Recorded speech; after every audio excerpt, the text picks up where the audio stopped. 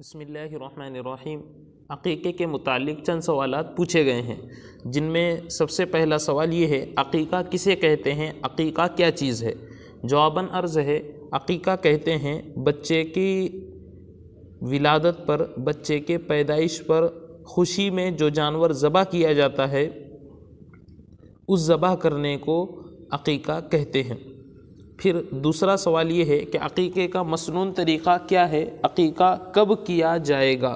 جواباً عرض ہے کہ عقیقہ بچے کے پیدائش کے 7ویں دن کرنا مستحب اور مسنون ہے۔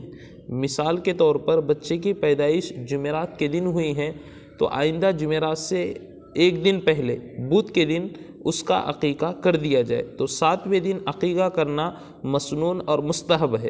اگر 7ویں دن نہیں کر سکے تو پھر 14ویں دن کرنا ہے، اگر 14ویں دن نہ کر سکے تو 21ویں دن کرنا ہے، پھر اس کے بعد کبھی بھی عقیقہ کیا جا سکتا ہے، لیکن مسنون وقت 7واں دن یا 14واں دن یا 21واں دن ہے۔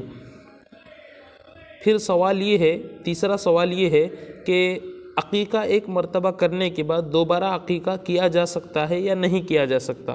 جواباً عرض ہے کہ ایک مرتبہ عقیقہ کرنے کے بعد دوبارہ عقیقہ نہیں کیا جا سکتا ہے، شرعاً اس کی گنجائش نہیں ہے۔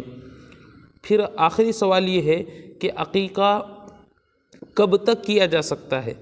جواباً عرض ہے، عقیقہ مرنے سے پہلے کبھی بھی کیا جا سکتا ہے، لیکن مسنون طریقے پر ہونا چاہیے اور مرنے کے بعد عقیقہ نہیں کیا جا سکتا۔